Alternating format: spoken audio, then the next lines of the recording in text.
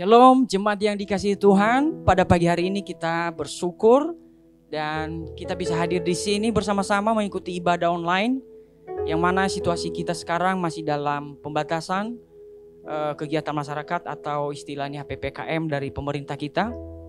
Dan kita tentunya mendukung program pemerintah untuk kelangsungan kesehatan kita bersama-sama. Pada pagi hari ini mari kita persiapkan hati kita untuk mengikuti ibadah online ini. Dan kita ambil waktu sejenak, kita tenangkan hati kita. Karena hanya di dalam hadirat Tuhan kita mendapat ketenangan dan kenyamanan.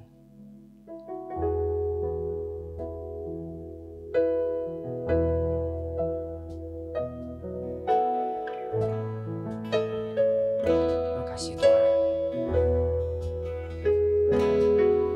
Nyanyian Kemenangan Iman nomor 131. Tuhan jadi pemimpinku.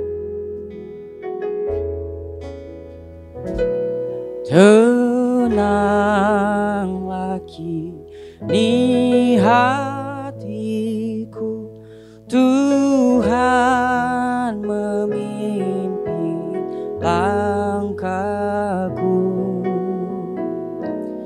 Di tiap saat dan kerja tetap ku rasa tangannya.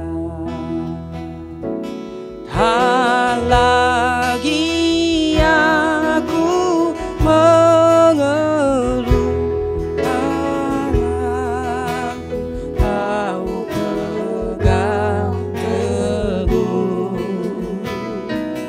Hatiku berserah penuh, tanganku dipegang teguh. Bait 2. Di malam yang gelap benar, di taman indah dan segar,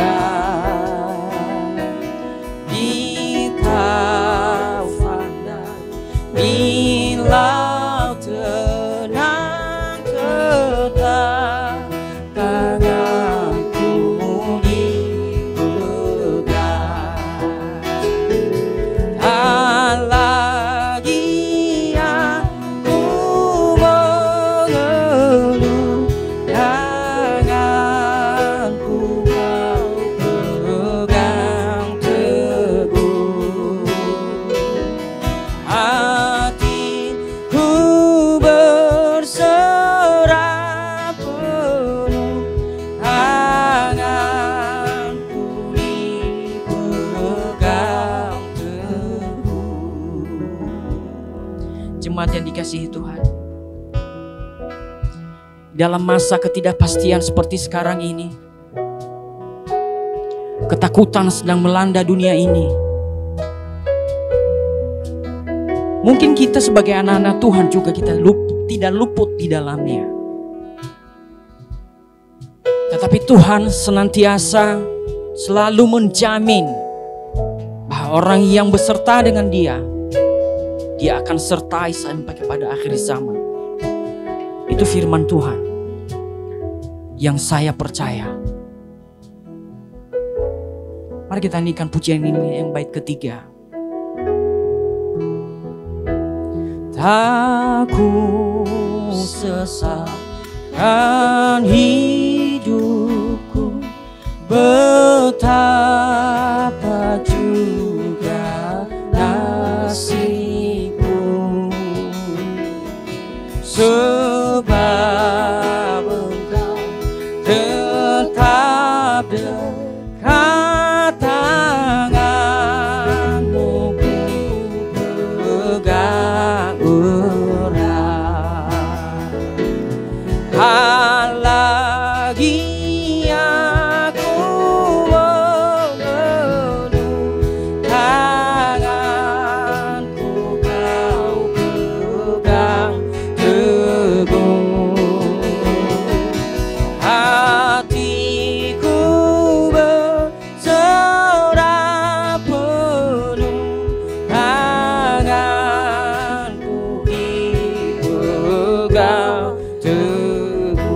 lagi Bapak Ibu.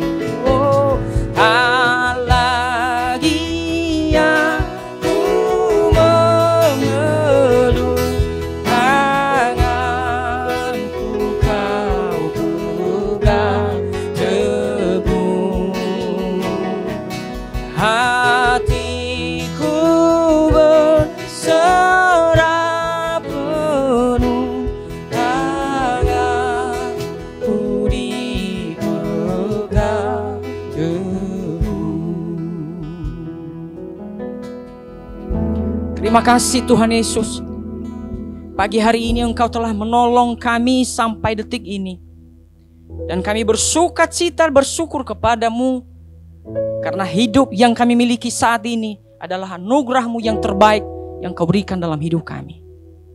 Kami bersyukur untuk saudara-saudara kami yang ada di rumah, atau yang sedang berada di jalan, ataupun di mana mereka berada saat ini ya Tuhan. Kami berdoa dan bersyukur kepadamu. Inilah kami Tuhan. Terima kasih yang Engkau telah mengajar kami dan mengajak kami untuk menyadari bahwa hidup kami ini adalah karena anugerah Tuhan semata-mata. Kami bersyukur karena itu Tuhan. Kami bersyukur karena itu. Terima kasih Bapa.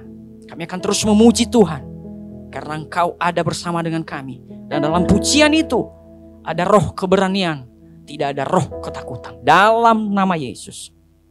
Amin. Bapak Ibu, saudara-saudara yang ada di rumah atau yang mungkin ada di mobil atau ada di mana saja, mari kita memuji Tuhan, bersukacita bersama-sama. Mari kita naikkan pujian, ku naikkan syukurku.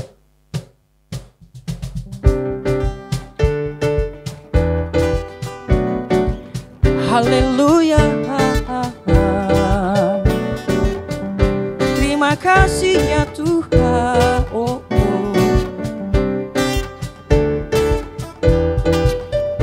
Kasih yang begitu besar, lebih kuat dari dosa. Kasih yang menemukanku, selamatkan dan pulihkanku. Ku naikkan syukurku, ku tak akan berhenti memuji, meninggikan nama-Mu selalu, menari, memuliakan-Mu. Dibebaskan, dibangkitkan, hidup yang Kau beri dan kini hanya untuk-Mu. Haleluya. Mari memuji Tuhan bersama-sama. Engkau suka dipuji Tuhan. Engkau layak ditinggikan. Oh, oh, oh, oh. Kasih yang begitu besar, lebih kuat dari dosa. Oh, oh. Kasih yang menemukanku, selamatkan dan pulihkanku. Ku naikkan syukurku, tak akan berhenti memuji, meninggikan nama-Mu selalu, menari, memuliakan-Mu. Dibebaskan, dibangkitkan, hidup yang Kau beri dan kini hanya untuk-Mu. Oh, oh, oh, oh, oh, oh, oh. Ku naikkan syukurku, oh, oh, oh.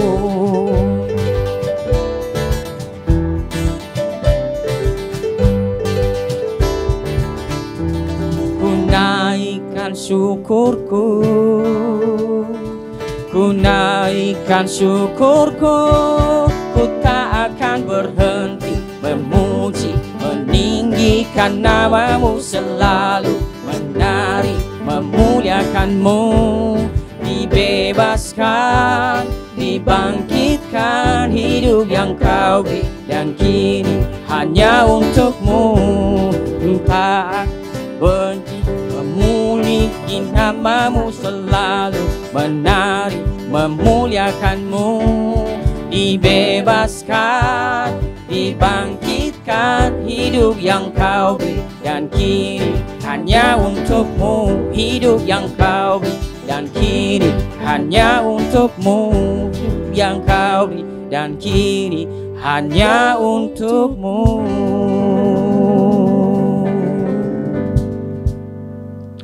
Haleluya, haleluya. Bapak Ibu, saudara-saudara kasih yang mengikuti ibadah ini secara online, kita bersyukur kepada Tuhan. Dan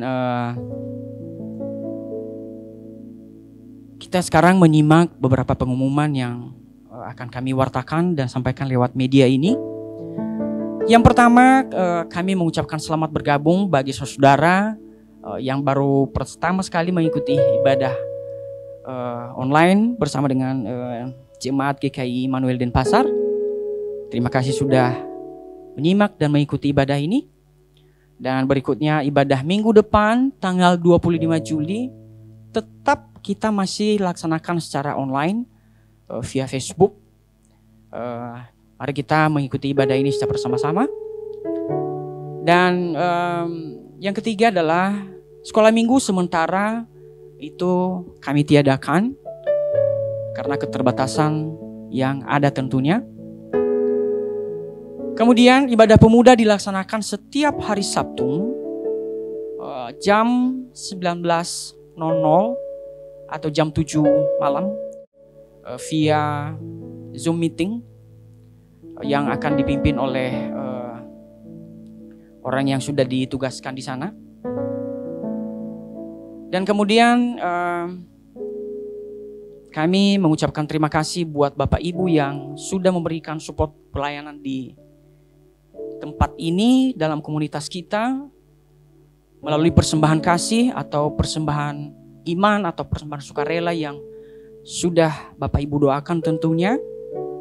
Dan untuk persembahan dalam minggu-minggu seperti sekarang ini, Bapak Ibu bisa menyampaikan secara transfer ke nomor rekening yang biasa sudah tercatat di bawah media yang Bapak Ibu pegang.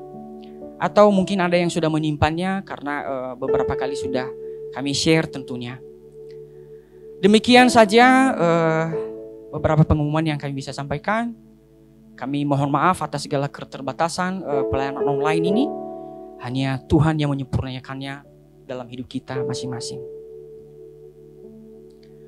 Bapak Ibu yang diberkati Tuhan, mari kita persiapkan hati kita untuk mendengarkan firman Tuhan yang akan disampaikan oleh Bapak Gembala. Kita akan belajar menjadi percaya seperti hamba Tuhan. Gideon yang menerima mukjizat hanya dengan dasar percaya saja. Kita aminkan itu dengan menaikkan pujian ini sebelum kita mendengarkan firman Allah.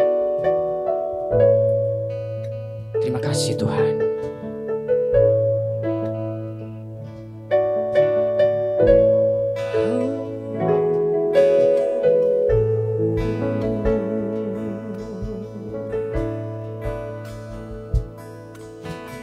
Kau Tuhan jadi andalanku,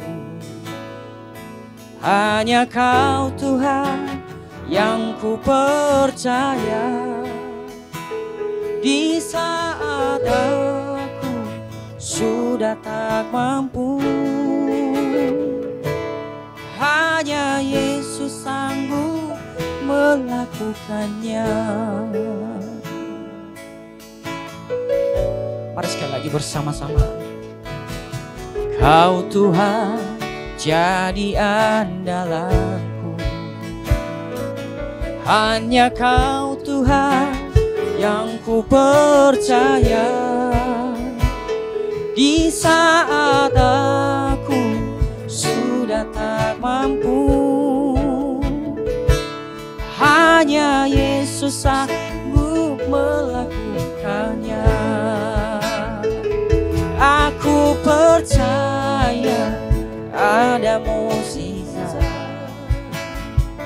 Aku percaya Tuhanku dahsyat. Perbuatan ajaib telah dikerjakannya. Aku percaya ada mukjizat. Lirik dari kata-kata lagu ini Bapak Ibu sangat mencerminkan firman Tuhan. Dan saya sebagai hamba Allah menyanyikannya dengan iman, mengimani kata demi kata. Belajar mempercayai setiap firman Allah yang ada. Saya mengajak Bapak Ibu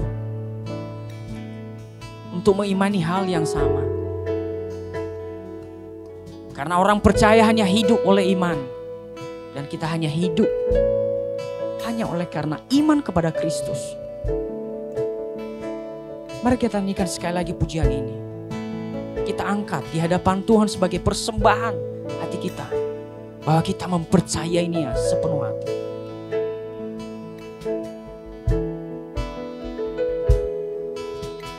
Kau Tuhan jadi andalanku. Hanya Kau Tuhan yang ku percaya. Di saat aku sudah tak mampu, hanya Yesus sanggup melakukannya. Aku percaya pada mukjizat. Aku percaya Tuhanku dahsyat. Perbuatan ajaib telah dikerjakannya. Aku percaya ada mukjizat. Aku percaya ada mukjizat. Aku percaya Tuhanku dahsyat. Perbuatan ajaib telah dikerjakannya. Aku percaya ada mukjizat. Aku percaya ada mukjizat. Sekali lagi, aku percaya ada mukjizat.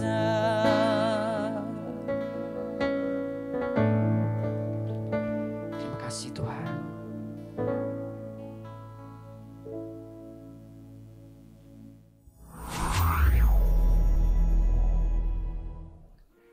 Shalom, selamat pagi Bapak Ibu Saudara yang dikasihi oleh Tuhan. Kembali pada pagi hari ini kita akan merenungkan firman Tuhan.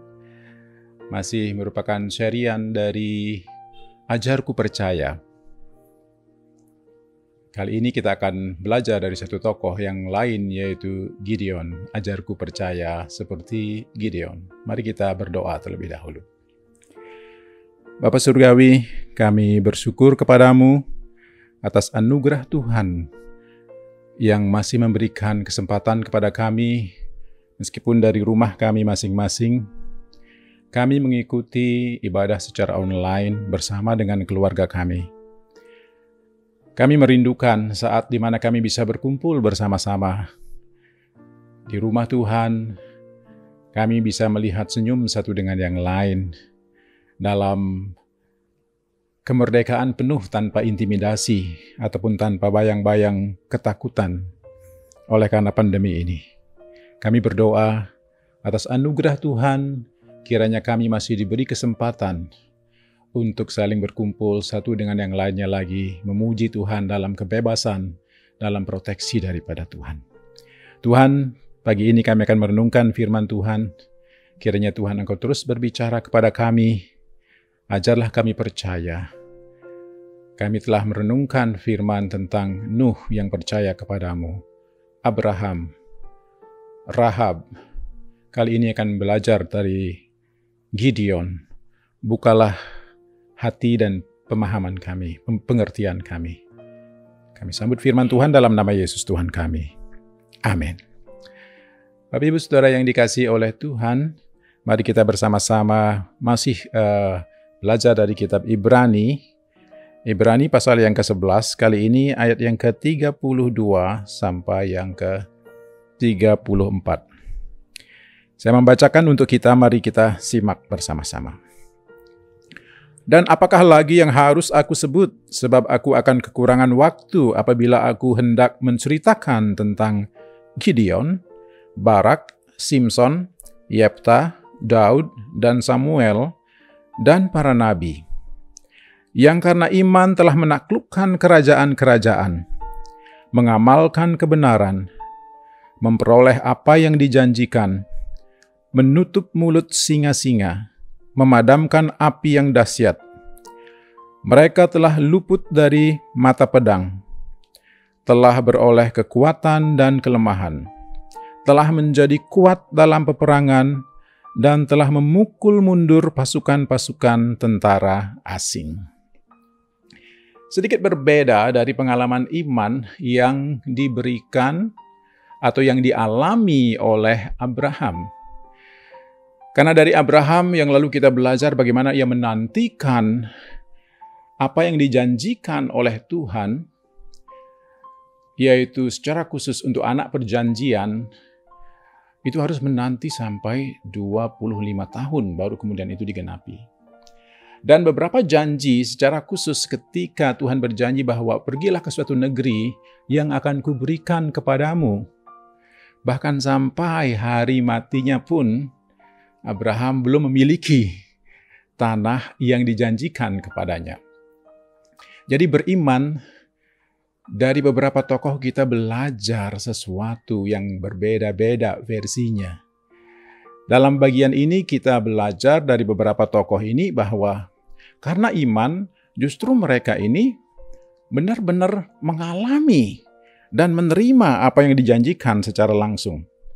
Abraham tetap percaya kepada Tuhan walaupun ia belum melihat apa yang telah diberikan kepadanya sebagai janji yang ratusan tahun kemudian, yaitu keturunan dari Yakub dan keturunan dari anak-anak Yakub. Mereka yang telah diberitahukan kepada Abraham sebelumnya bahwa anak cucumu akan menjadi orang asing di Mesir, dan mereka kembali. Dan setelah mereka kembali itu dalam pimpinan Musa membawa mereka keluar dari Mesir, dan juga Yosua yang membawa mereka masuk ke tanah Kanaan. Waktu itulah baru kemudian janji kepada Abraham itu digenapi. Berbeda dengan beberapa tokoh yang disebutkan, Gideon, Barak, Simson, Yefta, Daud, dan Samuel, dan para nabi, yang karena iman telah menaklukkan kerajaan-kerajaan, mengamalkan kebenaran, memperoleh apa yang dijanjikan, menutup mulut singa-singa, memadamkan api yang dahsyat. Mereka telah luput dari mata pedang. Intinya, beberapa tokoh yang terakhir yang disebutkan dalam catatan Ibrani pasal 11 ini adalah oleh karena mereka percaya kepada Tuhan, mereka kemudian mendapatkan apa yang mereka yakini itu. Jadi beriman artinya di dalam hal ini adalah mendapatkan apa yang diyakini. Yang paling sering salah satu yang sering kita sebut dalam masa pandemi ini adalah orang benar akan hidup oleh iman. Jadi pastikan bahwa kita akan tetap hidup dengan sehat dalam pemeliharaan Tuhan. Jangan lupa bahwa kasih hashtag, baik di kolom chat maupun di live chat kita. Kita saling sapa satu dengan yang lainnya, bisa pada umum, secara umum, atau bisa tulis saja di sana bahwa orang benar akan hidup oleh iman. Apakah walaupun nanti kita sampai hari kita dipanggil Tuhan, kita belum meraih apa yang pernah dijanjikan oleh Tuhan kepada kita, tetapi yang paling hebat adalah kita akan tinggalkan dunia ini sebagai orang yang terus percaya kepada Tuhan. Amin. Nah, Bapak Ibu Saudara yang dikasihi oleh Tuhan, kita lihat bahwa Gideon dalam catatan yang diberikan dalam kitab Hakim-Hakim pasal yang ke-6, bahwa dia sebenarnya pada waktu dipanggil oleh Tuhan itu, bangsanya sedang ada dikuasai oleh satu bangsa, suku bangsa yang bernama bangsa Midian. Dikatakan kalau mereka datang berbanyak-banyak, bukan hanya mereka yang datang, tapi untanya, ternaknya juga datang. Apapun yang ditanam oleh orang Israel, mereka rampas.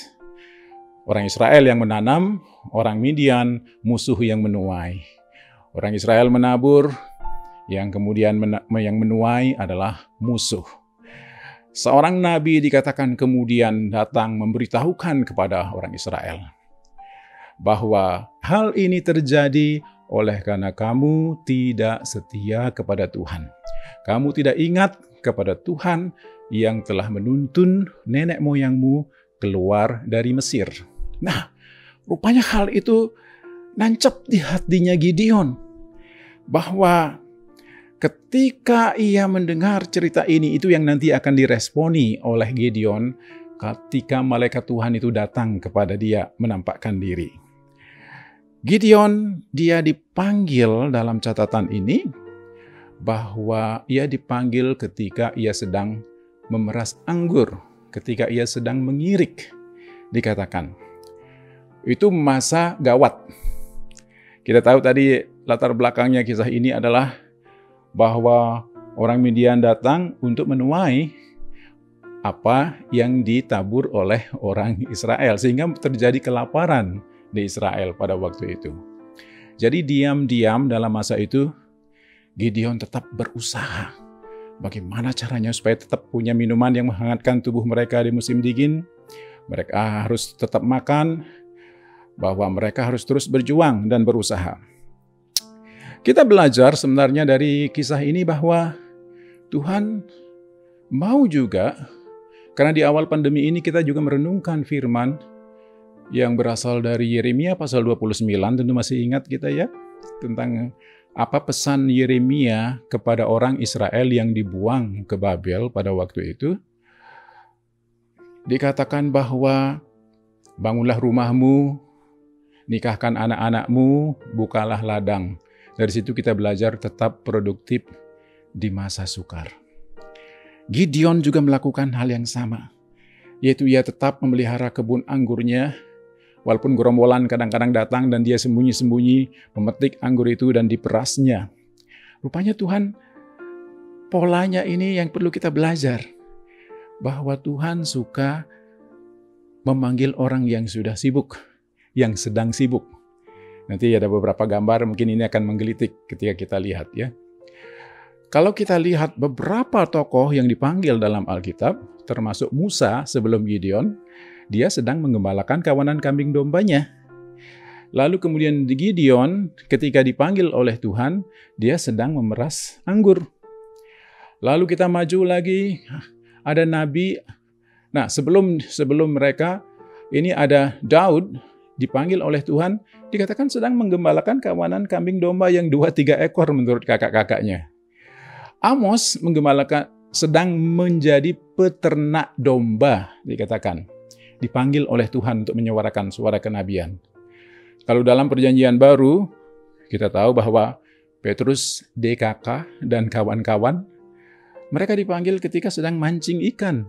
Jadi Tuhan suka pakai orang yang terus kreatif, menggunakan waktunya, melakukan pekerjaan-pekerjaan yang bisa dikerjakan.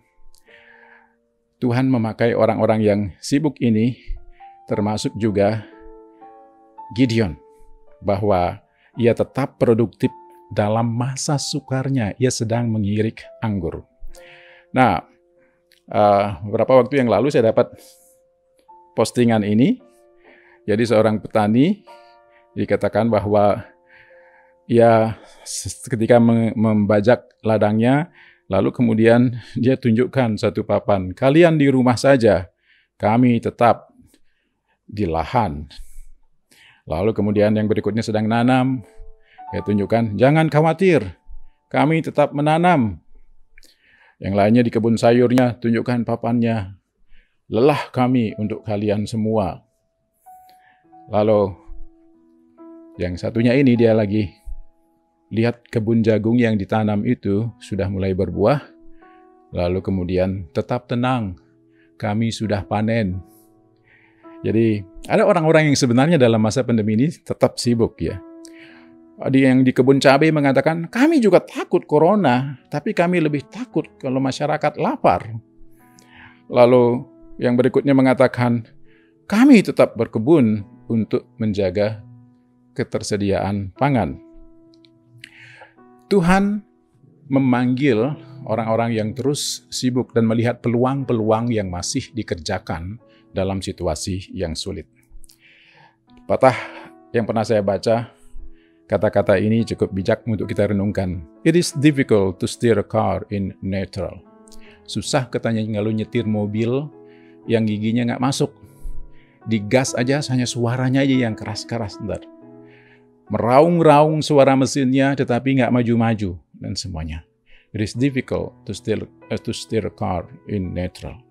Ada alasan tentu ketika Tuhan memanggil, walaupun dalam situasi yang sangat genting, gawat, taruhan nyawa, Gideon tetap mencoba untuk mengerjakan apa yang masih dikerjakan dalam masa sukarnya. Tuhan memakai orang-orang yang sibuk. Tuhan memakai. Nah, silahkan kasih hashtag kembali dalam hal ini.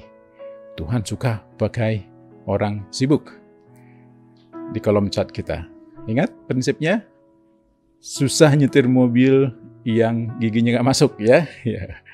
Bapak Ibu Saudara yang dikasihi oleh Tuhan, yang kedua, dalam Hakim-Hakim pasal yang ke-6 ayat 1 sampai yang ke-12 dikatakan bahwa ketika malaikat Tuhan itu datang kepada Gideon lalu mengatakan, Tuhan memberkatimu, hai pahlawan yang gagah perkasa. Gagah perkasa, kata Gideon pada waktu itu. Kalau seandainya Tuhan menyertai kami, tentulah hal ini tidak akan terjadi. Bahwa apa yang kami tabur diambil oleh musuh kami. Kalau Tuhan menyertai kami, mungkin pertanyaan yang sama sebenarnya yang terjadi dalam hal ini. Apakah memang Tuhan hadir di tengah-tengah situasi yang sangat sulit? Itu menjadi pertanyaan Gideon pada waktu itu. Kalau Tuhan menyertai kami, tentulah kami tidak akan bersembunyi. Tentulah kami akan merdeka penuh. Kami akan bisa keluar. Karena situasi yang dialami oleh Gideon juga adalah situasi yang abnormal sebenarnya pada waktu itu. Biasanya mereka berladang dengan bebas, ketemu handai tolan dengan bebas buat perayaan-perayaan. Kali ini nggak, ngumpet semuanya. Dalam situasi yang ketika dia sedang bersembunyi namun tetap produktif melakukan sesuatu, malaikat Tuhan datang kepada dia. Tuhan memberkatimu, hai pahlawan yang gagah perkasa. Pertanyaan Gideon, kalau Tuhan menyertai kami, di manakah itu cerita yang pernah saya dengar dari nenek moyang kami bahwa dia menuntun orang Israel keluar dari Mesir? Rupanya cerita tentang keluarnya orang Israel dari Mesir ini menjadi cerita turun-temurun yang kuat sekali di kalangan orang Israel, yang bangsa-bangsa lain juga mendengar. Masih ingat minggu yang lalu bahwa Rahab pun juga mendengar hal ini. Bahwa Rahab mendengar kisahnya. Kalau Rahab pun dia tahu bahwa Tuhan secara ajaib telah melakukan perbuatan-perbuatan yang besar itu di tengah-tengah orang Israel. Tuhan yang telah melakukan perkara-perkara itu. Tuhan yang telah menolong. Nah, lalu kemudian Gideon dia memikirkan pada waktu itu bahwa ada keajaiban yang pernah dialami oleh nenek moyang kami. Di manakah ceritanya itu? Di manakah perbuatan-perbuatan besar yang pernah dilakukan oleh Tuhan bagi bangsa kami? Kalau seandainya memang benar dia itu menyertai kami. Jadi diam-diam sebenarnya Gideon juga meyakini, mengharapkan keajaiban yang pernah terjadi. Apakah mungkin terjadi juga sekarang ini? Mari kita mengharapkan itu juga. Kita telah membaca Alkitab. Pasti sebagian besar kita juga dibesarkan di gereja dari sekolah minggu dulu, mendengar banyak cerita tentang pahlawan-pahlawan iman. Termasuk Sadrak, Mesak, Abednego juga dimasukkan sebenarnya dalam tadi ya, yang dikatakan masuk ke dalam perapian. Tetapi api tidak membakarnya. Mari mengingat setiap firman yang pernah sampai kepada kita, yang pernah kita renungkan. Dan berharaplah bahwa keajaiban yang besar itu juga masih bisa terjadi pada masa sukar yang sedang kita alami sekarang ini. Gideon mengharapkan hal itu. Di manakah perbuatan-perbuatan ajaib Tuhan itu yang pernah diceritakan oleh nenek moyang kami? Kami rindu mendengarkan hal itu. Kami rindu bahwa hal itu akan terjadi lagi pada masa sekarang ini. Nah, Gideon telah mendengarkan hal ini. Ia berharap bahwa keajaiban besar ini akan terjadi dalam kehidupannya. Lalu kemudian dia menguji suara Tuhan dan firman yang datang kepada dia. Lalu Tuhan menyampaikan kepadanya, robohkanlah tiang berhala milik bapakmu itu. Karena itu mereka menyembah kepada Baal, bukan kepada Tuhan. Tapi Gideon dikatakan dia takut melakukan hal itu di siang hari. Dia pilih 10 orang pelayannya, lalu kemudian merobohkan tiang berhala itu. Lalu tiang-tiang berhala ini kayunya dipakai untuk mempersembahkan korban. Di tempat itu dia mendirikan mezbah bagi Tuhan. Meruntuhkan keyakinan kepada ilah yang bukan Tuhan, ataupun sesuatu yang diharapkan bisa menolong, dia meruntuhkan hal itu, lalu kemudian membangun sesuatu yang baru, yaitu pusat penyembahan hanya kepada Tuhan yang monoteistis, monoteisme, Tuhan yang satu, Allah Israel, aku ini adalah Allahmu, yang membawa kamu keluar dari Mesir. 10 hukum sudah ada pada mereka pada waktu itu. Jadi dia harus meruntuhkan keyakinan kepada yang lain. Dan sekarang membangun hubungan hanya dengan Tuhan yang telah berfirman kepadanya. Meruntuhkan yang lama, membangun keyakinan iman yang baru untuk menyembah Tuhan. Paginya orang-orang di daerah itu menjadi marah, dikatakan, siapa yang menebang tiang berhala ini? Wah, itu Gideon, anak Yoas, melakukan itu. Berikan dia kepada kami supaya kami membunuh dia. Tetapi bapaknya mengatakan, kalau Baal itu Allah, biarlah Baal itu yang melawan dia. Maka kemudian nama dia diganti nama, dikasih nama Zerubabel. Kalau dia ini memang kalau Baal memang bisa marah kepada dia, biarlah Baal yang melawan dia. Tapi keyakinannya kepada Tuhan meluputkan dia dari hal itu. Bapak Ibu Saudara yang dikasihi oleh Tuhan, ia tetap produktif. Ia mengingat perbuatan-perbuatan Tuhan yang besar dalam kehidupan orang Israel masa yang lalu, dan itu menumbuhkan imannya. Dalam situasi seperti ini kita perlu mengenang hal-hal yang pernah terjadi, yang besar yang kita tahu, mungkin yang pernah kita alami. Seperti Samuel kemudian pada waktu dia berperang, dia mendirikan tugu, mengatakan apa? Ebenezer, sampai di sini Tuhan telah menolong kita. Sudah 1 tahun lebih Tuhan telah menolong kita, meluputkan kita dari situasi-situasi yang lebih buruk dari yang diizinkan terjadi di tengah-tengah kita. Bisa tambahkan di kolom chat kita, di hashtag kita, Ebenezer, sampai di sini Tuhan menolong kita. Hal yang patut kita syukuri kepada Tuhan. Ia telah meruntuhkan semua, mungkin selama ini juga kita merasa nyaman kan? Wow, saya masih punya pekerjaan yang bagus. Itu bisa menjadi berhala kita juga. Bisa jadi karena, tanpa berdoa pun saya sudah bisa makan. Ya. Tanpa bekerja pun, bekerja lebih serius pun selama ini, apalagi dulu pada waktu kita dalam kejayaan Bali ini dengan turis ya.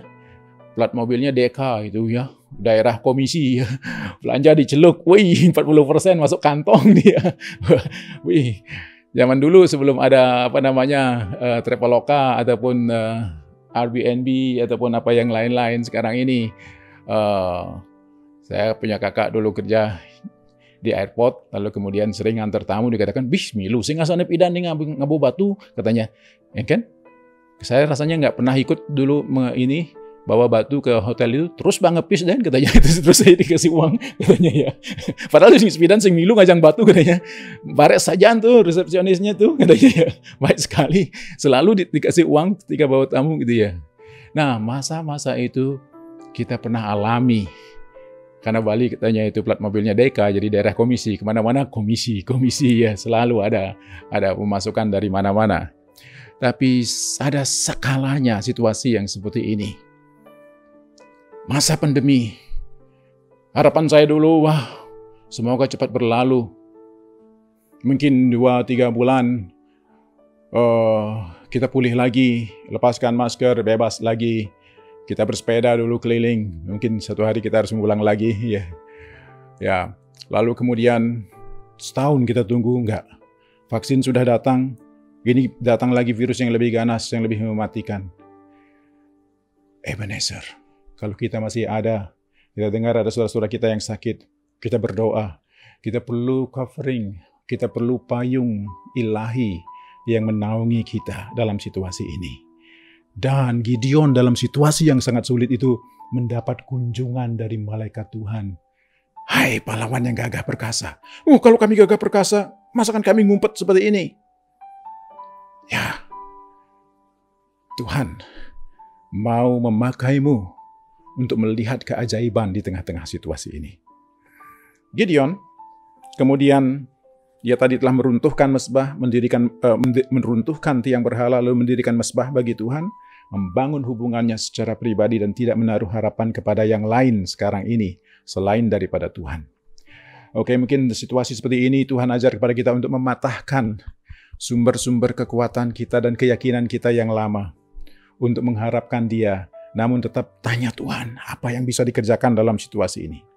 Lalu kemudian dia diajar untuk mengikuti arahan dan instruksi daripada Tuhan. Nah ini, pada saat itu dikatakan berkuasalah roh Tuhan atas Gideon. Sama seperti Simson ya. Kalau Simson berkuasa roh Tuhan atasnya, maka tali-tali baru atau apapun patah. Ataupun terbakar, seperti terbakar. Pintu gerbang bisa dia angkat, pohon bisa dia cabut. Tapi kali ini yang dia alami oleh Gideon adalah ketika berkuasa, dia meniup trompet perang itu, nafiri itu, maka demi didengar suara tiupan itu, dikatakan 32.000 tentara turun menyertai dia. Tuhan katakan apa? Terlalu banyak. Jangan sampai nanti orang Israel pikir karena mereka jumlahnya banyak, lalu kemudian, karena kamilah yang membuat ini menang. Nanti aku tidak dianggap, kata Tuhan. Sekarang katakan kepada orang Israel, siapa yang gentar, siapa yang takut, mungkin saja ada tentara ini, siapa yang akan menikahi pacarnya, barangkali, siapa yang ragu-ragu, siapa yang tidak yakin bahwa akan menang dalam peperangan ini, silahkan pulang.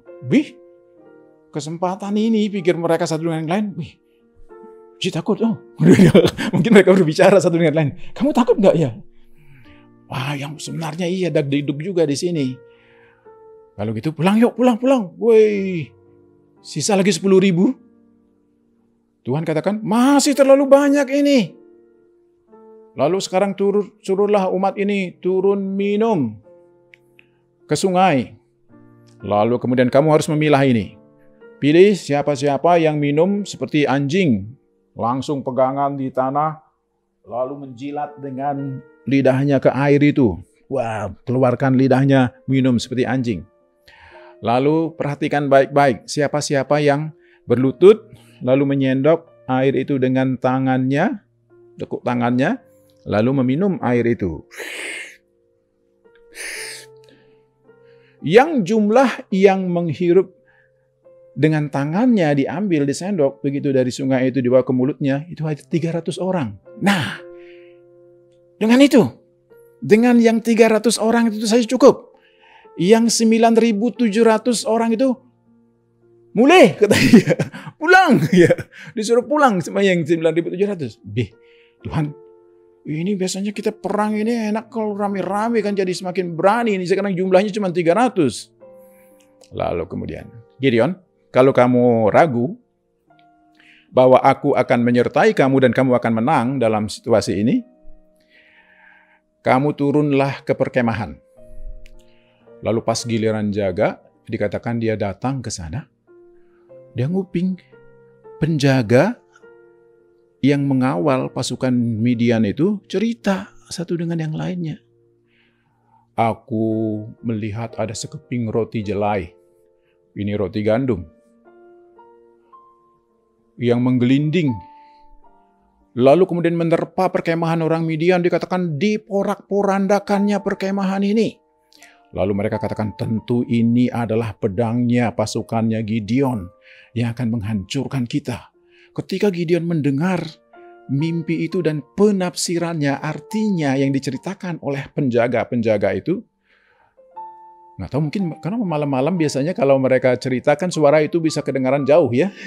Entah berapa dekat dia berani mendekati pos penjagaan waktu itu, sehingga dia sampai bisa mendengar dengan jelas apa yang diceritakan oleh pengawal pasukan itu yang dari pihak musuh. Dia pulang, wow benar. Mereka telah bermimpi, mereka gentar. Mereka takut akan pasukanku, akan pekerjaan-pekerjaan Tuhan yang dirancangkan. Maka kemudian dia pulang. Dia mendengarkan arahan dan instruksi daripada Tuhan sehingga dia bisa mendapat jelas tahap demi tahap. Baik untuk screening pasukan berapa yang boleh, dari 32.000, sisa kemudian jadi 22.000, jadi 10.000, lalu kemudian 300 orang. Dengan 300 orang ini, sekarang yang terakhirnya arahannya adalah masing-masing ambil gentong sama obor. Nah ini yang aneh, perang dengan gentong dengan obor. Nanti dikatakan setiap kamu dibagi menjadi 3 regu, kelilingi pasukan itu tempat mereka berkemah. Lalu kemudian ketika Tuhan kasih arahannya, pukul gentong-gentong itu supaya obornya kelihatan. Gentongnya pecah, obornya yang kelihatan. Lalu katakan, pedang demi Tuhan dan demi Gideon. Maka terjadilah kekacauan di kalangan musuh itu. Sehingga pedang yang satu mengarah kepada orang yang lain. Mereka bangun dan saling tikam. Mereka saling bunuh. Lalu setelah itu mereka kabur meninggalkan tempat perkemahan mereka. Ditiup trompet. Tentara-tentara yang tadi telah pulang ataupun pasukan terdekat yang ada di situ, mereka menyusul, lalu kemudian mengalahkan pasukan musuh itu. Apa ajaib yang kita lihat dari kisah ini? Gideon di bagian akhirnya ia melewati masa kesesakan dengan kemenangan. Karena dia percaya kepada Tuhan. Bapak Ibu Saudara yang dikasihi oleh Tuhan, yakinkah kita bahwa kita dapat melewati masa kesesakan yang sedang kita alami dengan kemenangan ketika kita percaya kepada Tuhan? Setahun telah berlalu, masih rasanya belum bebas. Tapi yang menantikan Tuhan dengan bertekun, bacaan kita hari ini dari Abba ya, akan mendapatkan kekuatan baru. Laksana burung Raja Wali yang terbang membubung tinggi dengan kekuatan sayapnya. Ia berlari dan tidak menjadi lesu, tidak menjadi lelah. Ia terbang karena kekuatan daripada Tuhan. Amin. Ajarlah aku percaya seperti Gideon. Mari kita berdoa. Bapa, terima kasih. Kami bersyukur jika kami boleh merenungkan firman Tuhan dalam minggu ini. Terima kasih Tuhan untuk keteladanan yang diberikan. Ajar kami untuk tetap menggunakan waktu kami dari tempat kami masing-masing ataupun hal yang masih bisa dikerjakan seperti Gideon tetap produktif di masa sukar. Lalu mengingat perbuatan-perbuatan Tuhan di masa silam yang Tuhan telah tunjukkan baik lewat kitab suci maupun pengalaman dan kesaksian kami. Biarkan kami terus membangun mezbah kami untuk terus dibakar korban persembahan dan pengorbanan untuk Engkau di sana, di rumah kami masing-masing, atau dimanapun kami tetap bisa berkarya dalam situasi ini. Beri kami telinga yang peka dan hati yang paham tentang instruksi yang Tuhan mau sampaikan kepada kami dalam masa pandemi ini. Tuntun kami ya Tuhan, kami perlu Engkau. Tuhan, kami yakin bersama dengan Engkau, jika Gideon telah melewati kesesakan itu dengan kemenangan pada akhirnya, Tuhan buatlah mata kami juga akan melihat. Ada kalanya kami akan melihat bahwa kami akan melewati masa-masa kesesakan ini oleh karena pertolongan Tuhan. Terima kasih. Firman ini sekarang menjadi milik kami, meteraikan di hati kami. Buatlah firman ini menjadi milik kami dan kami tak akan pernah kehilangan keyakinan kami kepada Engkau. Terima kasih Bapa, dalam nama-Mu kami mengucap syukur untuk firman Tuhan. Saat ini Tuhan, kami juga berdoa untuk saudara-saudara kami yang sedang dalam kelemahan tubuh. Kami bersyukur untuk kejamahan Tuhan bagi Ibu Asih. Kami terus berdoa supaya ada damai sejahtera di dalam hati. Kami terus berdoa untuk keluarga supaya dalam perlindungan dan penjagaan daripada-Mu. Kami bersyukur untuk Hizkia, Tuhan telah jamah dia. Kami bersyukur untuk pertolongan Tuhan bagi Pak Joel. Kami terus berdoa, Tuhan berkati saudara-saudara kami yang lain, supaya kami kembali bisa hidup normal, beraktivitas seperti biasa oleh pertolongan Tuhan. Kami terus berdoa untuk Ibu Lia, Tuhan Engkau jamah Ibu Intan. Jika juga ada Ibu Etika Mena yang sedang sakit, Tuhan Engkau menjamah.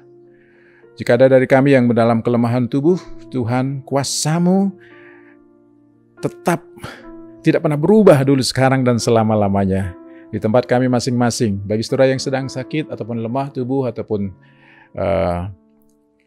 sedang dalam perawatan atau apa, ya Tuhan Engkau berkati Komang Eli, juga Tuhan Engkau memberikan kesembuhan sempurna. Semua kami yang ada sedang dalam lemah tubuh bisa menaruh tangan di dada, katakan, demi nama Yesus, yang adalah tabib di atas segala tabib, Jehovah Rafa, jadilah sembuh dan kuat oleh pertolongan Tuhan. Bapak Ibu Saudara yang dikasihi oleh Tuhan, kita akan berpisah. Mari bersama-sama arahkan hati pikiran kita, terimalah berkat daripada Tuhan. Kiranya damai sejahtera dari Allah Bapa kita, dari Yesus Kristus Sang Putra, penghiburan, pertolongan, kekuatan dari Roh-Nya yang kudus, menaungi kita sekalian dari saat ini hingga Maranatha, bahkan kekal selama-lamanya. Amin. Shalom, Tuhan memberkati.